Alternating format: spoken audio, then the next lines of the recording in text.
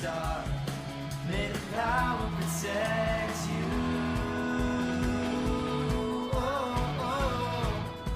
Power protect you. We made it, y'all. Finally, the last season of Power Rangers Cosmic Fury. We done been through a lot. We done been through a river of shit. Like Shawshank Redemption, we done been through some exciting moments in the history of this franchise. But one thing about Cosmic I gotta say from jump to y'all, it paid homage to the past in some really beautiful ways. But also, like an eviction notice, you know, some of y'all got that before, it tells you why money is so goddamn important. Because Cosmic Fury has some great ideas. It truly did. But the execution of so many of them just pisses you off the more and more you think about it. Now, everything starts off on a distant planet. We're in outer space. We're on Zornia. You got members of the Dino Fury team that are on the ground putting in work. You got the Morphin Masters flying around them with the capes blowing in the wind, looking badass, showing off their powers, right? And one thing I loved about this little scene was we have each member of that squad fighting their own monsters, showing how far along they've come in combat.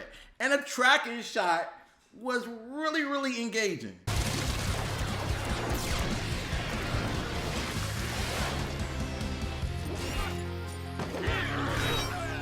Where is he? Where's Zed? Pause. Now, can we just take a second and acknowledge the bravery of the Dino Fury squad to go out into outer space, not know what the hell is out there, what threat could be coming for you, put your life on pause.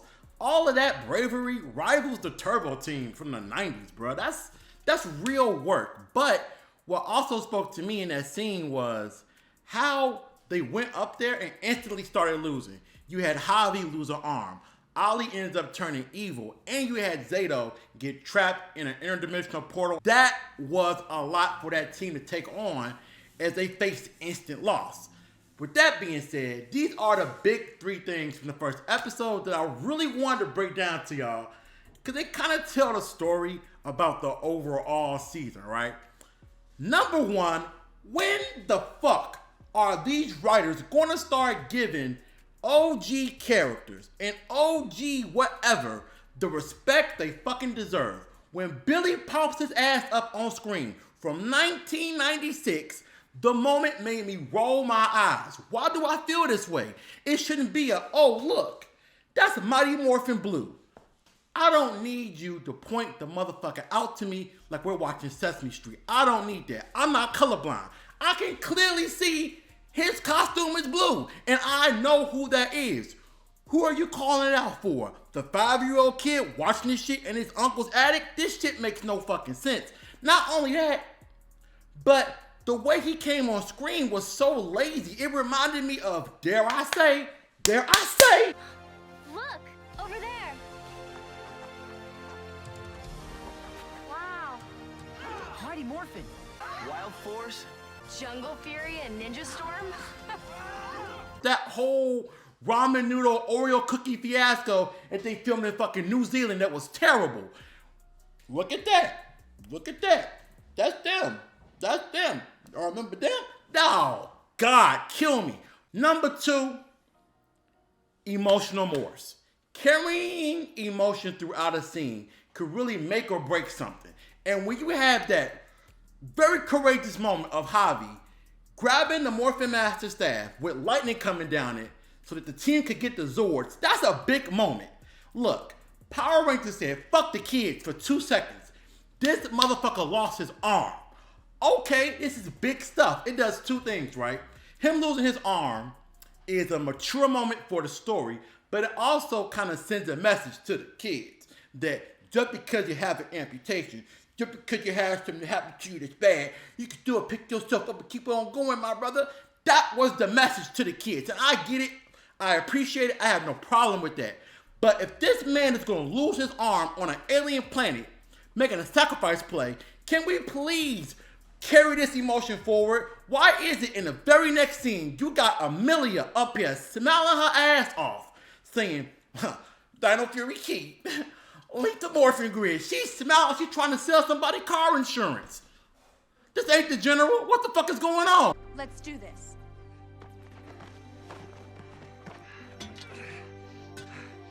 Right. Ready? It's morphin' time. Dino Fury Key. Activate. Link to Morphin's Edge. Get a free quote in just 2 minutes, and they insure everyone. Where's that Adam doing in space when he sacrificed his life to morph one more time? Where's that Jack and Scott and SPD moment? Where is that? Whoever directed this scene, go to Lake Michigan and make a right. There's a body of water and just keep on going down to the bottom. You'll find something down there for you eventually. Number 3, the third thing that really spoke to me in this episode was the fact that they actually laid out a big playing field for Zed, right? Saying, hey, look, at the end of the episode, I gotta go tell all the other teams across the galaxy, Lord Zed is here, he's bringing an invasion, he's coming for Earth. That's how you really set up a villain to be mighty in the first episode. The Morphin Masters can't help us. Billy and I have already put word out to all the other Ranger teams to prepare for possible invasion. I'll warn my people. The Rathconians are here if you need us. Considering this is our 3rd season with some of these characters, it'll be very interesting to see who evolves and who doesn't evolve, right? Amelia goes from Pink Ranger to Red Ranger. Huge for the franchise, right? First time we had a full-time woman in the role as Red, right? We ain't counting them other 2 times because that was some BS. And y'all know how I feel about those. And I fuck with Hunter Dino. I like her as an actress. Her journey from Dino Fury to now makes sense. It was in the cards for her to be a leader. And I love that for the character. She gives uplifting speeches to people and she pilots the spaceship. Great. Oh, what a wonderful time. Where's the Battleizer? Where's the Great Morph? Where's that emotional pull to really get that big moment that all other Reds have had? We didn't get it. Making it even worse, you had Mick running around as a Red Ranger, Zato becoming a Morphin Master, and Billy returning. So her being Red instantly got wiped out. And they had an opportunity to really make it special. Ali, her boyfriend, is evil. He's corrupt. Cool. We can pull on this emotionally. Nope. Nope. If you run into Ali in the battlefield, it's blue isn't your color. Ali, you're bitter. Ali. Oh, I want it so much better. She's sweating like Muhammad Ali. Ion, taking showers and riding cardboard for 2 years. I could really light Uncle Ben and his easy bake oven cakes the fuck up. And I really should. But you know what I'm gonna do? I'm gonna be mature. I'm gonna be real. And honestly tell y'all, he was a lot more manageable this season. What they did with the character emotionally and his relationship to Zato, seeing him die, sacrifice, die, sacrifice, die, sacrifice, and how that put him on an emotional roller coaster was really well done. Now, he needs more to do besides crying and making flurgan cakes. But I gotta be honest, if there's any Ranger on his team that can't act, it's Jordan Fight. He can't act, he is unbearable. They have open enrollment at Everhurst College. That nigga needs to go enroll right now in some drama classes. When Amelia was talking to this dude on a spaceship, he's sitting over here in the corner with a smirk on his face. I miss Zato. That's my brother. What should I do? I'm kind of confused right now. I don't know. This usually makes me feel good. Running the cafe helped me find my feet after we lost Zato. Then he returns, which is great. For like 2 minutes, then he's gone again? But whatever, you know? This is your future. Don't waste it. It's up to you to make a move. Roll on up to ICDC College. I say ICDC. Call up ICDC College. I say ICDC. I'm so ICDC. College. Once and again, the writers treated Izzy like the Declaration of Independence in National Treasure. Just,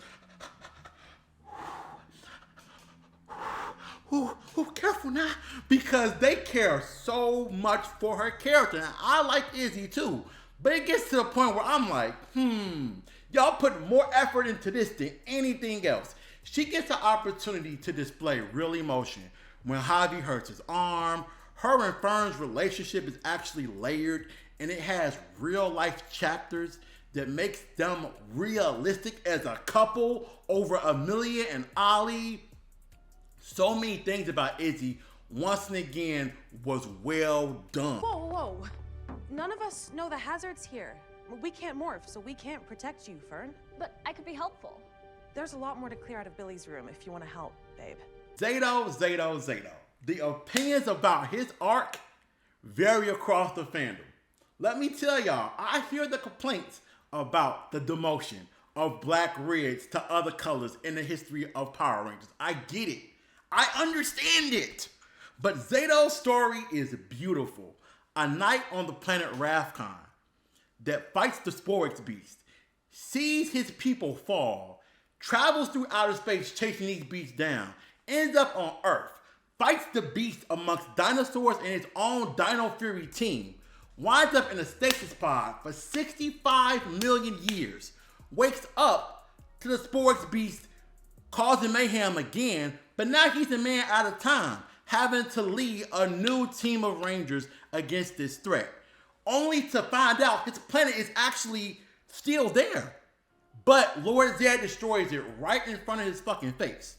Then, at the end of Dino Fury Season 2, he dies, and he gets brought back again by the Morphin Masters for a special mission. We don't know what that mission is. Fast forward, he gets lost inside of another universe through a wormhole. He comes back, barely able to stand, using magic that speeds up his death. He winds up dying again. Then he winds up coming back in a new way with more power, but also dying again. And ultimately, at the end of Cosmic Fury, he becomes the only Ranger in the history of the show to be elevated to Morphin Master, getting more abilities and access to magic than anybody else ever in the franchise. That's how you pay homage and care to the first ever Red Ranger to crash down on Earth, Zato.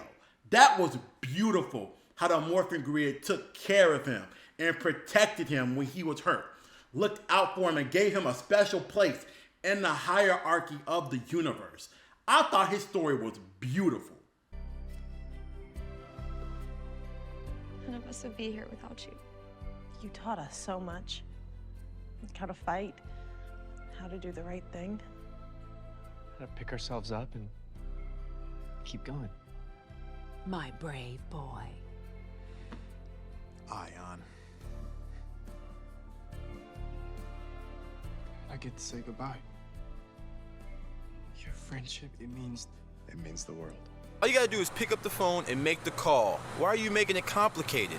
It's easy. The locations that were scouted for this season are nothing to brag about, and that's very sad considering that they didn't have to follow Sentai. It was an original season, so they had unlimited creativity that could have been utilized.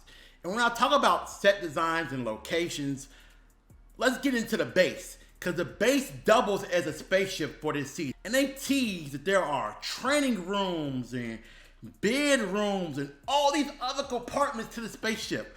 We don't see them. All we see is the main hangar and the pilot cockpit. That's all we see. Whoever the fuck designed the Z prisons, don't put it on your LinkedIn profile. Make sure nobody knows you did this shit, because this is one of the most despicable displays of laziness I've ever seen. You're gonna get a piece of black cardboard and put Z prison on it and make everybody go, oh Lord, that's the Z prison. Don't wanna go over there. That's so lazy. I couldn't believe how bad that looked. Speaking of just saying fuck it, let's talk about these costumes, because the effort in the costumes began and ended once the designer clocked in. That was it. It was a wrap from there. Keeping the same helmet, I understand. Cosmic Fury is a sequel to Dino Fury, so you want there to be recognizability when you see the helmets. I get that. But what the fuck is going on with these muscle paddings on the chest? And then when the arms move, you can clearly see it's a fucking vest. So them being ripped up superheroes is non and void. It looks dumb as hell. And making it even worse, the pants have no type of design. No Madden 2008 created character stripe. The only costume that I was like, I fuck with it, was Ollie's evil costume. It paid homage to some of the other things going on with Squids doing Cosmic Fury. It was tied to the Dino Fury key power-ups. I actually liked his evil costume. Look at what Scrazzo made for me. Late the morphing grid.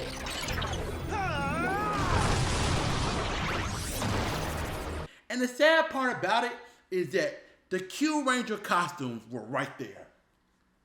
The Q Ranger costumes are glorious. They capture cosmic and space and planets and stars. They capture all that shit beautifully. You could have used those. Or you could have at least sampled your idea from those. And you didn't do it. I don't want to hear no excuses from nobody in the comment section. Oh, Marcus, you gotta understand, Billy designed the costumes. They supposed to be modeled after the basic format of the MMPR Zords. That's why they look like that. The MMPR suits were real simple, so that's why the costumes look like that. They modeled after Billy's experiences. Stop making headcanon excuses for these people being lazy over at Hasbro. It's fuck them over here. Before I get too negative for too much longer, let's go into something positive, right? I actually love the individualized weapons. That was one of my biggest gripes about Dino Fury Season 1 and Season 2, was everybody had a saber, the same sword, the same weapon. But for this season, to give Amelia a hammer, to give Javi something that's like an axe but also a guitar, to give Ion a blaster, I thought that that was really cool. It changes the pattern and the model of their combat to each individual ranger. Also, the sleekness of the morpher, I fucking love how it goes from the top of the wrist right down the arm. There is none of this extra bulkiness where it's hanging over and it looks dumb. The morpher doubling as a blaster also means that you don't have to wait for a morphing sequence in order to get heavy combat. You can get it when they're in their normal ranger form. And we actually got it with Zato and Izzy outside of the cave. You caught that? Zato and Izzy got the cool moment. Someone's touchy. Shall we? It's morphin' time! Cosmic Orbs! Sentinels! Now!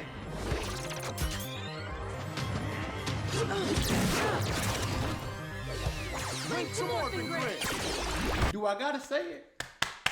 Do I gotta say it? The Hasbro execs should be sentenced to an infinite marathon of Son of the Mask, Gotham Knights, Dragon Ball GT, X-Men Dark Phoenix, and Power Rangers Super Mega Force for the crimes they committed in making this season 10 episodes of 22-minute length.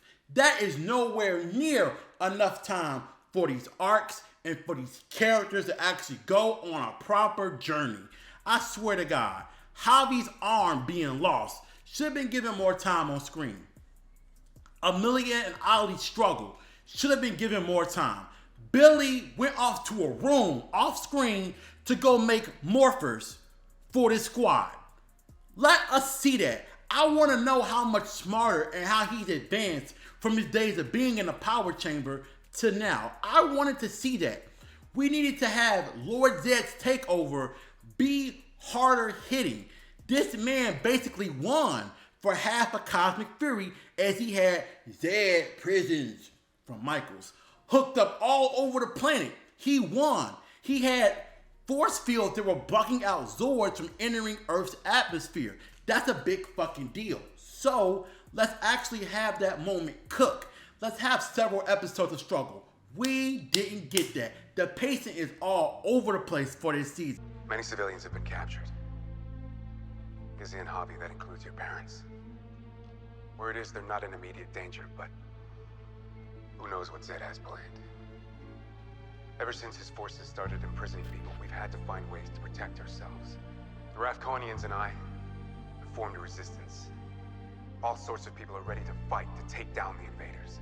This would have been better off written and constructed as a Power Rangers universe type season.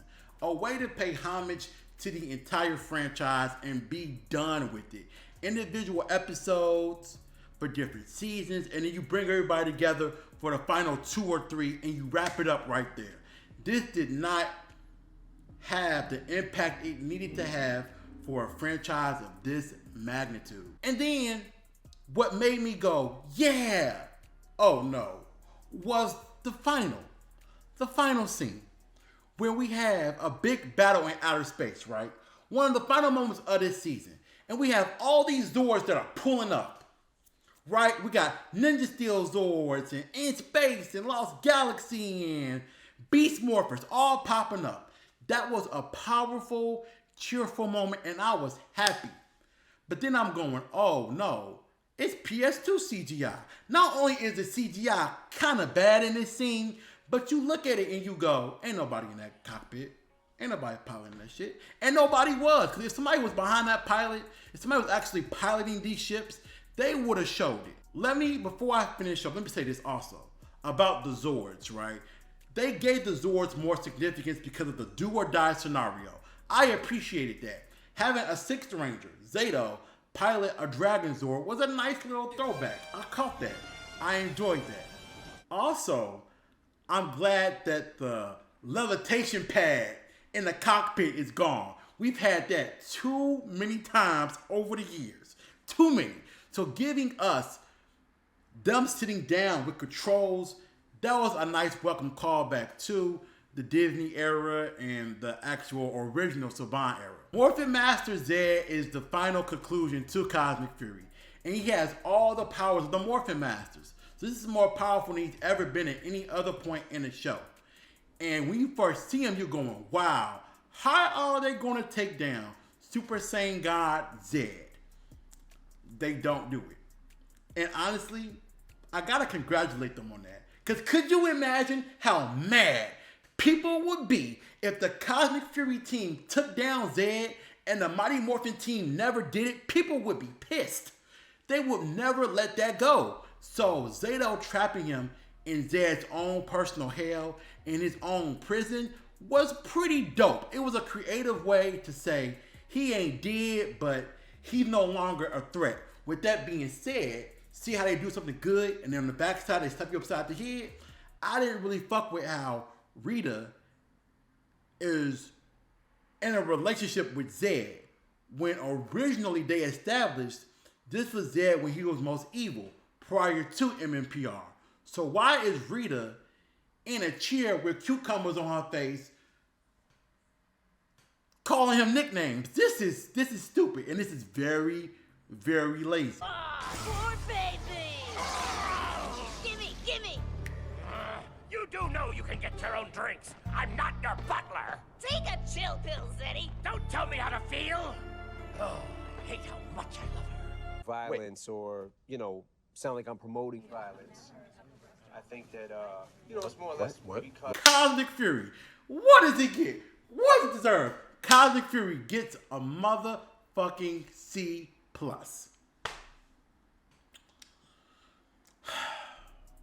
It ain't awful. I'm sorry, y'all. I've seen seasons of the show that are a lot more tolerable than this. And I've also seen seasons of the show that blow this away. But I've also seen seasons of this franchise that make you contemplate life for a few minutes. And this was not one of them. Despite, or the Zed prisons, I've seen worse. Anyway, it's been real, but it's been weird. Love y'all. Y'all mad. Get out of here, bitch. Because tonight. Hello, good morning. Is this ICDC College? Yeah, okay. My name is Jordan Fight, and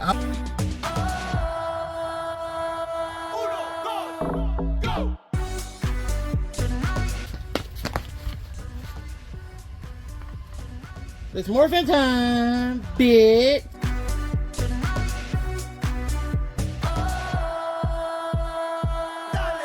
Go!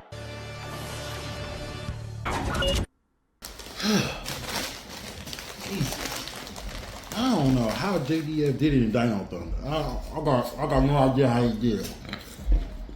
All them scenes, all them characters, I need me a nap. What? Look, baby, don't let the crust on my feet tear us apart.